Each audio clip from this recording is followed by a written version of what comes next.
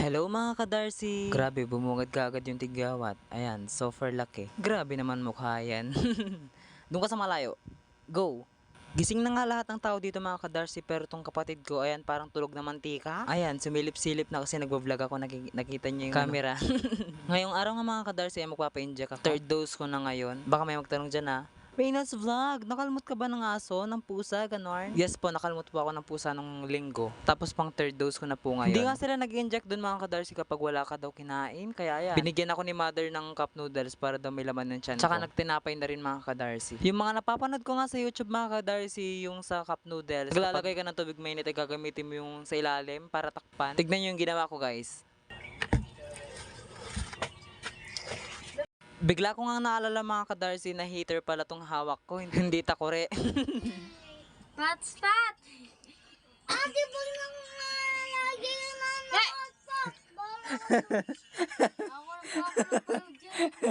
Nagpa-hotspot yung ate mo. Gina! Merry Christmas. Isa! Ay, naman. Makikita sa vlog to. I-add ko mamaya. Mahala ka dyan. Habang ang inihintay ko na maluto yung cup noodles ko mga ka-Darcy, ayan, lumabas muna ako ng bahay at nakita ko si mama nakikipag-indredos. Gumanda nga lalo mga ka-Darcy yung dito sa likod namin dahil nga sa tanim na palay. Ayan, sobrang ganda. Pero mas maganda yung nanonood. Ay, ang cringe. Go. Baka may magsabi pa dyan na, Reynolds Vlog, ba't di ka pa magpagupit? Maliit pa yung buhok ko guys. Sabog lang talaga, kakagising lang. Hindi ko nga alam mga ka-Darcy kung anong sumapi sa aking kapatid. Ayan, at naglibre siya ng tinapay. Tinapay nga lang ang binili niya mga ka-Darcy kasi may pelaman, bulol. May palaman kami guys. Ito. Magkano yun? 10-6? Ano yun? Tignan niya.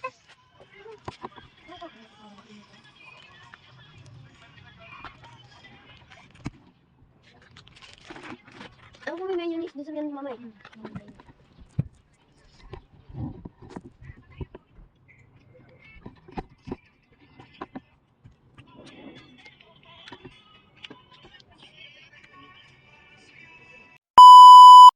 Pagkatapos ko nga magkape mga ka-Darcy at kumain ng tinapay, ayan, naligo na rin ako. 7 AM nga yung opening ng pag-i-injectan namin guys. Libre naman yun guys, kaya wala naman babayaran, ang pinoproblema lang talaga yung pamasahe. Ayan na si Jose Rizal nagsusuklay. I'm with my mother earth. Kasama ko nga ang aking nanay mga ka-Darcy kasi nga may pipirmahan pa siya doon. At saka bibili daw siya ng gamit ng pinsan ko. Susuotin niya sa Pasko. Sobrang kalma ng kapaligiran.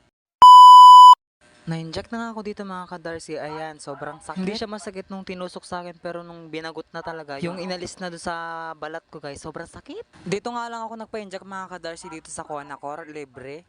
Tapat nga lang to ng plaza ng Tarlac mga ka-Darcy kaya madali lang hanapin. Tapos malapit lang din sa simbahan. 2,000 years later. Pagkatapos ko nga ma-inject mga ka-Darcy, ayan, bumili na si mama na susutin ng mga pinsan ko sa Pasko. Kung tatanungin nyo ako mga ka-Darcy kung may pamasko na ba ako, wala pa. Baka naman. Charot! Total, Pasko naman. Beke naman, penging pamasko. Ay, humingin! Nang matapos na nga bumili si mama ng susutin ng pinsan ko mga ka-Darcy, ayan, kumain muna kami dahil sobrang gutom ko na. Kain guys! Ba't parang pogi ko dito? Nag-self-compliment. Pagkatapos nga namin kumain mga ka-Darcy, ayan, nakita ko tong pusa. Sobrang cute. Pero mas cute yung nanonood. Ay! Pagkatapos nga namin magpahinga ng kumain mga ka-Darcy, ayan, umuwi na rin kami. Pag talaga bare months na mga ka-Darcy, ayan, sobrang traffic. Halos di na umuusad yung mga sasakyan mga ka-Darcy. Habang nasa daan nga kami mga ka-Darcy, ayan, nakita ko tong mga pusa. Ay, pusa yan tuloy, aso. Kakapusa, naging pusa na rin. Itong mga aso guys, ayan, kakaligo lang nila kaya nandyan sila nakakulong sa labas. Feeling ko talaga may lahi itong mga asong to. Pero parang aspin din naman. Go! Bago nga matapos ang video ito mga ka-Darcy, huwag niyong kalimutang i-follow, i-like at i-share itong aking video. Bye-bye!